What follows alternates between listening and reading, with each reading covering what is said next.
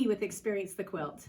Today we're going to talk about journal quilts. As you're dipping your toes into art quilting, this is a really fun technique to try when we're wanting to try something new, but not necessarily sure how we feel we're going to like it or if we're going to do it very well. So we can experiment, and before we try it on like a bigger project that we're going to invest a lot of fabric and time into. So these I'm going to show you are some journal quilts that I've done in the past. This is one of my first journal quilts that I ever made. I was in a really great quilt group, and our first assignment was to make a journal quilt with the word cellular. So I found a picture in a magazine of a embryo in utero, and so this is what I came up with. And I wanted to try painting on fabric that I hadn't done before. So this white is a painting on fabric. The yellow dots are discharging. I put a little bit of bleach in it, bleached to a yellow, and I did some applique and then quilted it. This is another quilt that I did. We had to do an oxymoron quilt.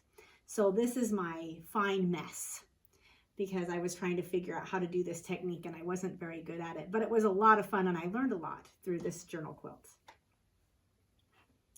This is supposed to be the Eiffel Tower, and it was one of those fun techniques that I'll show you in a later video that I call Monet quilts, used with lots of little itty bitty pieces of fabric cut up.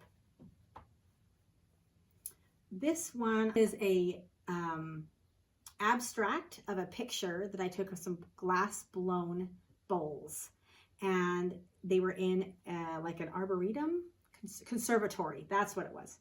And so I made 3D bowls, and that was so much fun, and it totally helps me remember my experience in that conservatory that I cannot visit anymore because it's in Ohio and I live in Idaho now.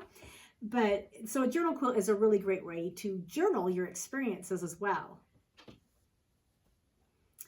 This was another quilt that I did that was a abstract, and it was a picture of a dessert that was just beautiful, and it was just like, it was like a piece of art as dessert.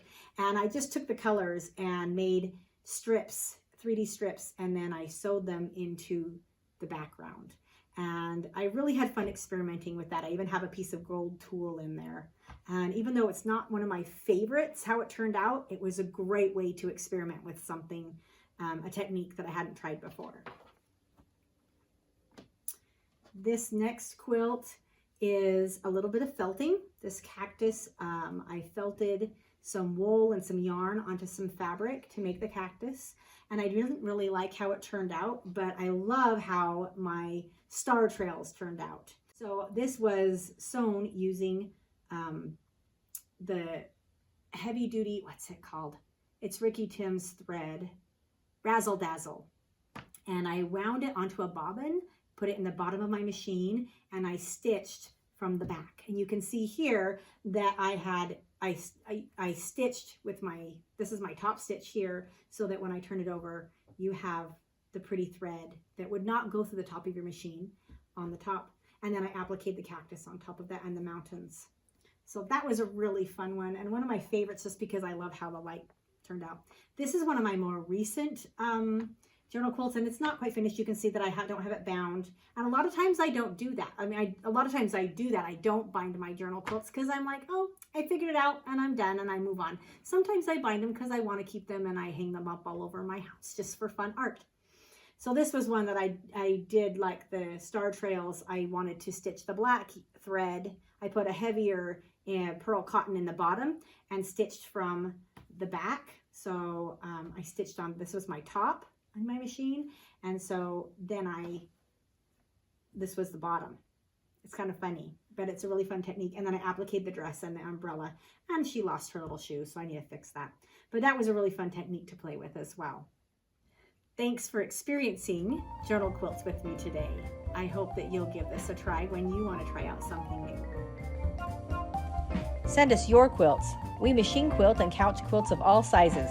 Check out our easy online ordering where you can pick from over 60 designs. Get your quilt on!